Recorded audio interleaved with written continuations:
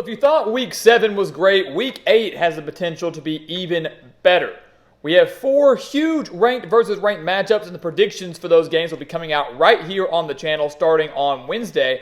But we also have a handful of very underrated games to watch out for this college football Saturday. Games that will make a major impact in the conference races, maybe even in the college football playoff race, but games that you do not want to miss along with those ranked versus ranked matchups. So today, guys, we're here to break down those 5 underrated games, sharing our analysis and predictions for each. And before we get started, please continue to like, comment, subscribe, share our videos here at the Gridiron Expert. We'd love for you to become part of our GE Nation. You can do that by doing those things we just mentioned, and also checking out everything down in the description below, including our expert picks over on our website, thegridironexpert.com. The link for those picks are down in the description below. We're on a 43-18 run against the spread. 43-18 run against the spread. So if you want those wins, guys, we're hitting over 70% right now. This is the place for you. Best picks in the entire country, one of the lowest prices in the entire country. It's a full year-long subscription. So if you buy now, you get it through Week 8 of next year. This is the place for you. Go sign up for those picks today and start winning with us, because I can guarantee you we're going to win big again in Week 8, just like we have been all year long. Go check them out. So let's dive into these Week 8 predictions, some underrated matchups across the board. We'll start in the Big Ten. Minnesota at number 24, Iowa. Very intriguing game here. One that actually has some pretty major implications for the Big Ten West division. You know, we talked so much about the Big Ten East with Michigan, Ohio State, and Penn State. Ohio State and Penn State facing off this Saturday. But the Big Ten West is kind of wide open. We got some clarity on that last week when Iowa went on the road and beat Wisconsin, a massive showdown that might have ended up determining who wins. But if Minnesota, who's 3-3, 1-2 in conference play, finds a way to upset Iowa at Kinnick, all hell breaks loose in the Big Ten West. Everything changes there. Minnesota would have 2 losses. Iowa would have 2 losses. Wisconsin would only have 1, although they've yet to play Ohio State. You would create some chaos on top of that Western division. But ultimately, guys, as much as I love chaos, as much as I'd love to see it, I don't think Minnesota has what it takes to beat Iowa. The Golden Gophers have lost 8 straight games to Iowa, 6 of those coming by 1 possession. Both of these offenses are absolutely terrible, but Iowa owns the significant defensive advantage. They own the home field advantage. We know how difficult Kinnick Stadium can be a place to play. Give me the Hawkeyes to get the win. It won't be pretty, but really, when is Iowa ever winning pretty? When has there ever been a pretty Iowa victory? They ground it out, they grind it out, they rely on the strength of their defense, and a win is a win is a win no matter how you get it. Give me the Hawkeyes to win this game and improve to 7-1 on the year and continue to gain a little bit of separation in the Big Ten West. Toledo at Miami, Ohio. Yeah, I bet you didn't think this one was on here, right? I bet you didn't think we'd have some action on our big board on a Saturday, yet here we are. This game, guys, is really, really underrated. I know it's not necessarily must-see appointment viewing TV, but keep an eye on this game. Toledo and Miami, Ohio are both 6-1 on the year. Both have very respectable losses. Toledo nearly beating Illinois back in Week 1. Miami, Ohio only losing to Miami, I believe also back in Week 1. They're both undefeated in conference play. Miami, Ohio out of the East in the MAC. Toledo out of the West in the MAC. So this is an opportunity to see both these teams facing off now. Very well could see them meet again in about a month and a half when they meet possibly in the MAC championship game. So maybe the first of 2 meetings. What this comes down to is the Toledo run game that's averaging over 240 rushing yards per game, led by Penny Boone, 792 yards on the year. Pretty dang impressive. That run game for Toledo up against a Miami, Ohio run defense that's only giving up 132 rushing yards per game. That's the battle here. If the Red Hawks can slow down Toledo, they can slow down their pace, they win the game. If they can't, obviously the Rockets are going to come in here and steal the win. It's also a great quarterback battle. DeQuan Finn at Toledo, one of the more experienced and better quarterbacks in the conference, having already thrown for over 1,200 yards and 12 touchdowns, versus Brett Gabbert, brother of Blaine Gabbert, the former Missouri quarterback, over 1,400 yards, 14 touchdowns on the year. So these are 2 really good quarterbacks, 2 very efficient offenses. But ultimately, guys, I'm going to have to go with Miami, Ohio here.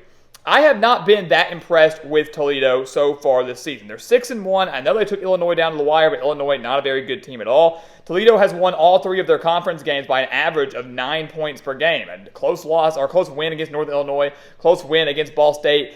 Didn't look all that great against UMass early on. Miami, Ohio, on the other hand, has won all 3 of their conference games by at least 13 points and has a Big 12 win over Cincinnati, a massive victory for their program. So give me Miami, Ohio at home and one of the biggest years in MAC play to get the win over the Rockets. Question is, can Toledo maybe get the revenge if they meet again later on in December? Number 13, Ole Miss at Auburn. It's the Hugh Freeze Bowl. How about that? Hugh Freeze Bowl. You know, the funny thing about this is Hugh Freeze has already played Ole Miss once since he was fired, let go, whatever word you want to use, from the Rebels many years ago. He was with Liberty. Liberty played at Ole Miss in 2021. The Rebels won that game. But now I feel like this game's a little bit more personal considering this is an actually SEC conference game. This is a massive showdown, and Ole Miss is now coming to Hugh Freeze's house. They're coming to the Plains. They're coming to Auburn. Can Hugh Freeze get his revenge, if you want to call it that, over his former school? No, he cannot. He will not. Ole Miss coming off a week of rest. They're well rested here. Auburn coming off a 30-point loss on the road to LSU, a team that Ole Miss actually beat just a few weeks ago. Auburn's too one-dimensional, guys. Hugh Freeze's offensive mind. I know he's going to get this program turned around. I know he's going to figure out the offense in time. But we told you back in the preseason it wasn't going to be this year, and that is very evident. The Tigers can't throw the ball for anything. They're really bad at throwing the ball, only averaging 156 passing yards per game. They rely very heavily on the ground game, and if Ole Miss can shut that down, Ole Miss only allowing 127 rushing yards per game anyways, I don't have faith in any of the Auburn quarterbacks, Peyton Thorne, Robbie Ashford, whoever it may be, to go out there and win the game through the air and deliver for Auburn. So give me Ole Miss, a team that is averaging nearly 500 yards per game offensively, and offensively is very similar to that LSU team that just torched Auburn last week. Give me Ole Miss to come on the road, steal a win at Auburn. Again, this is going to not be a bloodbath by any means, but I think Ole Miss wins by at least a touchdown. I would put it close to between 10 to 13 points. Give me the Rebels to keep their SEC title hopes alive. The SEC West kind of jumbled up. They own the tiebreaker over LSU. They lost to Alabama. Alabama has yet to play Tennessee. They play this week. They have yet to play LSU. They play in a few weeks. If Alabama loses, slips up a few ways, Ole Miss continues to win, watch out. Rebels are not out of the hunt yet. TCU at Kansas State, a rematch of last year's Big 12 championship game. We had to have it up here on the board just for that reason. It's not nearly as big as the regular season matchup last year. It's not nearly as big as that Big 12 championship matchup we saw last year, but still going to be a fun one, right? TCU 4-3, Kansas State 4-2. A lot of emotions around this game, and obviously a turning point for both of these programs, because if TCU can win this game, they kind of take Kansas State out of the Big 12 title race. Each would have 2 conference losses and would make life a little bit difficult for them. Kansas State, though, they win this game. They're still looking pretty dang good. They'd be 5-2, 3-1 in conference play, and could be still be in the hunt for that second spot in the Big 12 championship game. Ultimately, guys, we're going with Kansas State. We're going with the Little Apple to win in Manhattan. TCU, for me, wildly inconsistent. Too inconsistent. They lose to Colorado in week 1. They rattle off a couple impressive victories. At least they look impressive down the stretch. And then they look pitiful against West Virginia. They look pitiful against Iowa State. And then they bounce back and torch BYU. You just don't know which TCU team is going to show up on a given day. Kansas State, on the other hand, everybody is forgetting about the Wildcats because what? They lost on a 61-yard field goal to Missouri and then had one bad game on the road against Oklahoma State where they nearly came back and won. Kansas State's still a really dang good football team. They're extremely balanced as well. 242 passing yards per game, 214 on the ground. They're going to slowly but surely wear down TCU in this game. They got home field advantage to back them up. TCU, again, I think wildly inconsistent, not going to have enough to beat the Wildcats. Give me Kansas State to keep their Big 12 title hopes alive with a massive win at home. And then number 2, Michigan at Michigan State. You look at this game and go, why is it up here? Well, look, I love rivalry games. And you got to talk about some of the better rivalry games in all of college football. This is one of them. Battle for the Paul Bunyan Trophy. But bottom line here is this, guys. While the series has been relatively close in recent years, Michigan has only won 3 of the last 5 against the Spartans, including a 29-7 win last year. It will not be close, remotely close, on Saturday. Michigan not only is the significantly better team and has way more to play for, it is not an absolute dumpster fire as Michigan State is dealing with quarterback issues, the loss of Mel Tucker and things like that, but you factor in what happened last year when Michigan State assaulted a handful of Michigan players in the tunnel following the game. Michigan certainly has not forgotten that. Michigan certainly will not forget that, and they will take out their frustration, and they won't be cowards and beat somebody in the tunnel. They'll go out there and do the beating on the field, and that's exactly what will happen. Michigan wins big over the Spartans, and if you don't like anything I just said, factor in again, Michigan State's offense really isn't all that good. Michigan's only allowing 233 yards per game. Again, Wolverines win big, remain undefeated, and continue to prove while they are one of the best teams in the country, and for us, they are the best team in the country.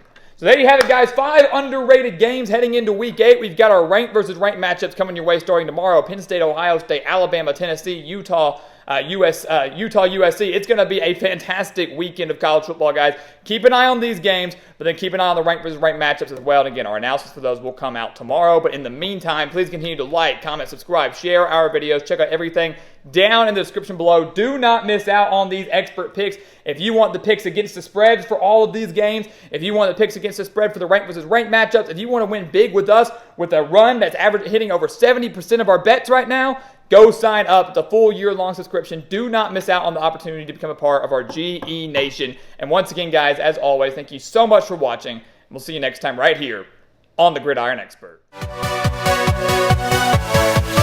Yeah.